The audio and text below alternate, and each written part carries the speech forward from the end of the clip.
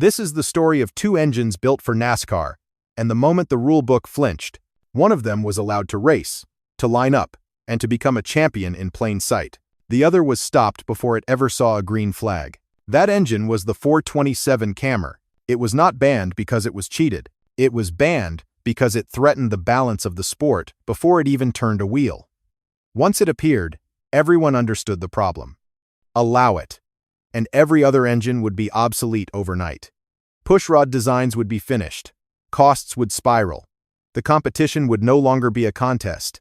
It would be an arms race. Across the garage stood the 426 Hemi, brutal, loud, impossible to ignore, but still familiar enough for the rulemakers to tolerate. It fit inside the world NASCAR already knew how to control. It could be regulated, inspected, and raced without rewriting the entire rulebook. That difference defined everything that followed. This was never a simple rivalry between Ford and Chrysler. It was a confrontation between two ideas of progress. One engine represented power that could be managed. The other represented technology that forced the sport to choose between survival and evolution. The Cammer never crossed a starting line. The Hemi did, and built a legend doing it. And that is why this showdown matters. Not because of wins or losses, but because it exposes the moment American racing decided how far it was willing to go and where it would draw the line.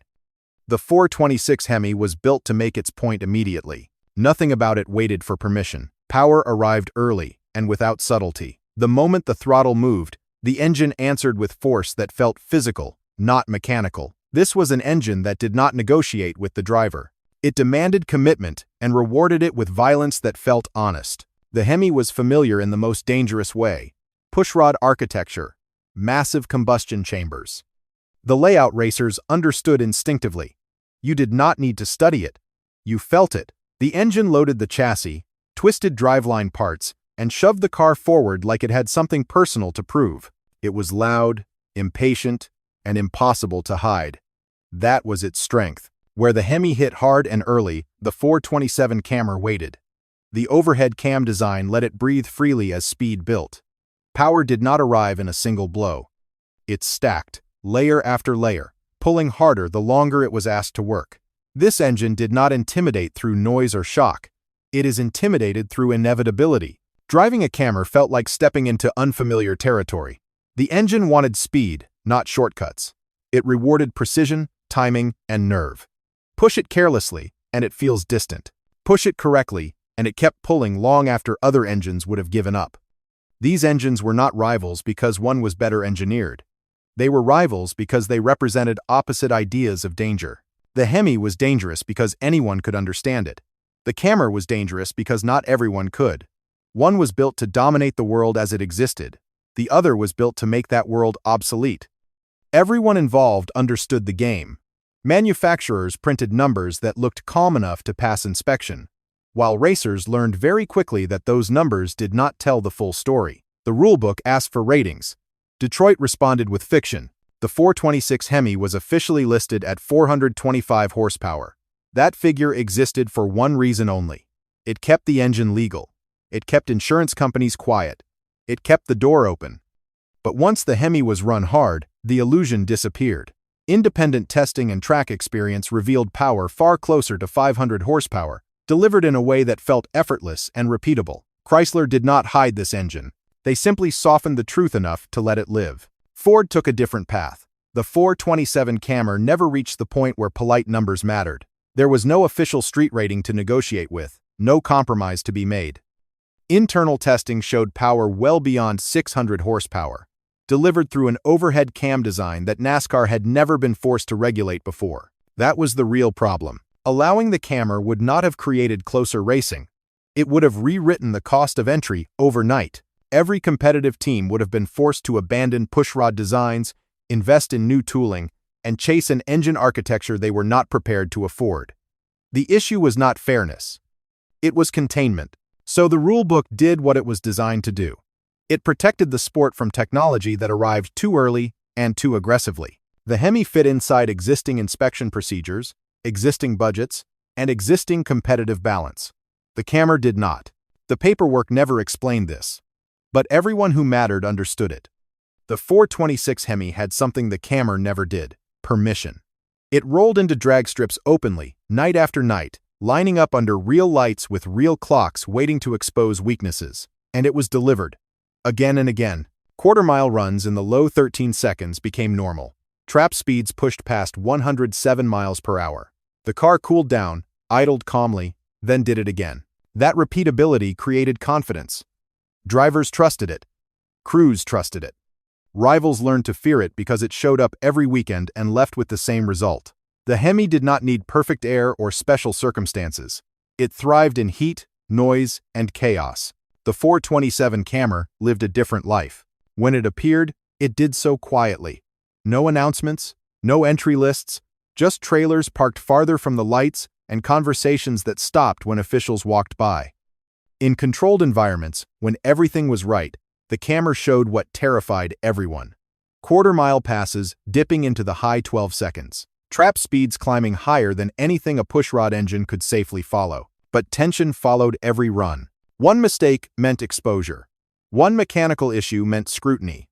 Every launch carried risk, not just of losing, but of being seen. The Camry demanded perfection because it had no margin for error. This is where reality drew its line. On the stopwatch alone, the Camry hinted at supremacy, but in the real world, supremacy meant showing up, surviving inspection, and running again tomorrow.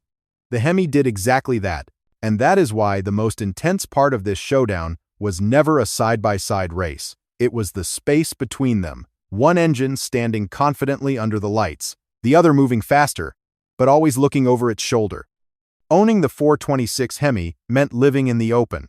The same qualities that made it dependable under the lights carried over to daily reality. It asked for fuel and attention, but it gave consistency back. Owners built their reputation by being seen, heard, and remembered. Crews learned its habits quickly. Parts circulated. Knowledge spread. The Hemi became something you could plan around.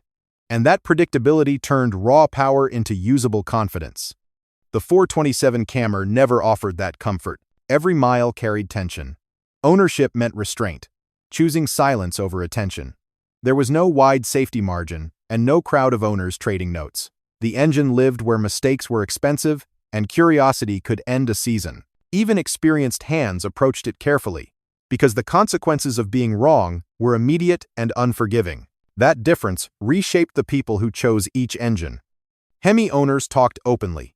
They compared notes. They raced often, knowing the engine would be there tomorrow. Their reputation came from repetition, from showing up again and again without excuses. Camry owners lived differently. Their reputation came from restraint, from choosing when not to run, from knowing that speed meant nothing if the wrong eyes were watching. Power existed, but it had to be managed quietly. This was not a question of bravery. It was a question of lifestyle. One engine lets you live loudly and publicly. The other demanded silence and precision. And by the time the garage doors closed, the real price was clear. You were not just choosing an engine. You were choosing the kind of risk you were willing to carry home with you. There was never a single finish line for this showdown. Only two different endings. The 426 Hemi became a legend because it was allowed to fight in public. It lined up, took the hits, and kept coming back. It proved itself the only way racing ever really respects, by surviving inspection, by running again tomorrow, by winning without forcing the rulebook to blink. The 427 Camry became something else entirely. It did not lose. It was removed.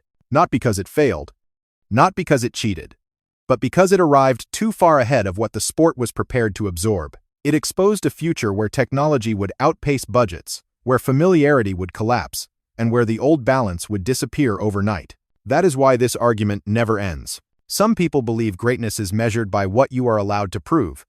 Others believe it is measured by what you are never allowed to unleash. The Hemi represents domination within the rules. Power that could be managed, inspected, and repeated. It became history because it was visible. The Camry represents a different kind of threat. Power that forced the rules to protect themselves. It became a myth because it was denied a stage. Neither engine was wrong. They simply arrived at different moments in time. So, here is the real question, and it has nothing to do with brands. Do you respect the engine that ruled because it was permitted to exist? Or the engine that was banned because it would have changed everything? Choose carefully, because that answer says more about you than it ever will about the engines.